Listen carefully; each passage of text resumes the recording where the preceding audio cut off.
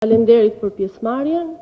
Në emër të Komisionit të Pavarur të Kualifikimit, çel seancën dëgjimore për subjektin e rivlerësimit, zotit Besim Hajdarmataj, me funksion prokuror pranë gjykatës së shkallës së parë për krimet e rënda Tiranë.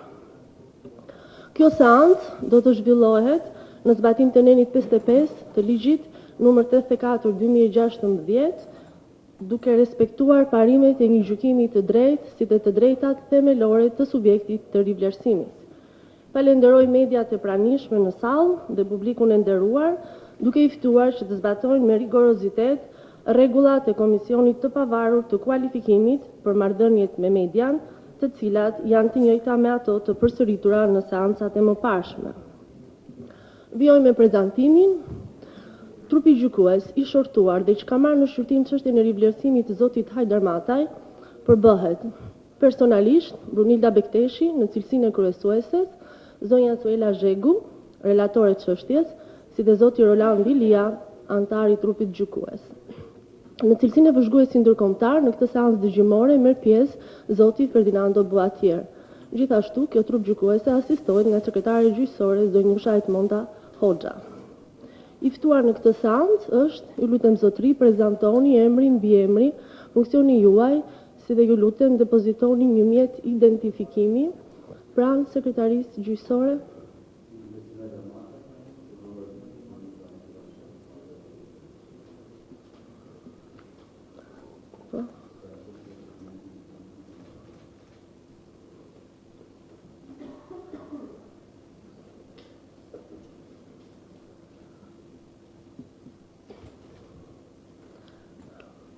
Zoti Hajdarmataj, sikurse jeni njoftuar edhe përmes postës elektronike të Komisionit mbi të drejtat tuaja në këtë proces, ju keni pasur të drejtën e një përfaqësuesi ligjor në zbatim të dispozitave të Kodit Procedurave Administrative, për të cilën konstatoj se ju nuk e keni ushtruar këtë të drejtë, kështu që ju lutem konfirmoni që ju do përfaqësoheni personalisht në këtë seancë dëgjimore.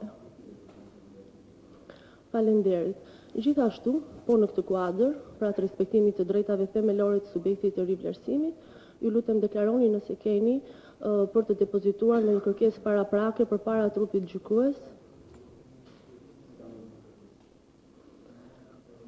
Falenderit, atëherë në këto kushte, po ju informojmë mbi procedurën e kësaj seance dëgjimore, e cila do të ketë këtë rend. Së pari, fjalën e ka relatorja e çështjes, e cila do të shpjegoj përmbajtjen e dosjes mbi konstatimet e komisionit gjatë hetimit administrativ. Më pas, ju si subjekt rivlerësimi do të keni të drejtën e fjalës për të shprehur qëndrimin tuaj mbi konstatimet e komisionit. Në vim, antarët e trupit gjykues, si dhe vëzhguesi ndërkombëtar, kanë të drejtë ju drejtojnë pyetje, por njëkohësisht ju keni të drejtë të refuzoni të përgjigjeni, e drejtë kjo që ju lind po në zbatim të nenit 55 të ligjit numër 84/2016. Dhe në përfundim, ju si subjekt rivlerësimi ftoheni për të paraqitur qëndrimin tuaj përfundimtar për procesin e rivlerësimit si subjekt. Në çështjen e zotit Besim Hajdarmataj, kjo trup gjykuese ka vendosur të përfundojë hetimin administrativ kryesisht bazuar në të 3 kriteret e rivlerësimit, pasurisë, figurës dhe atij profesional. Për të vijuar më tej me procedurën, duke i falenderuar edhe një herë mediat e pranishme, ftoj operatorët të lënë këtë sallë së bashku me pajisjet e regjistrimit, ndërkohë gazetarët mund të qëndrojnë. Falenderit edhe një herë për pranimin tuaj.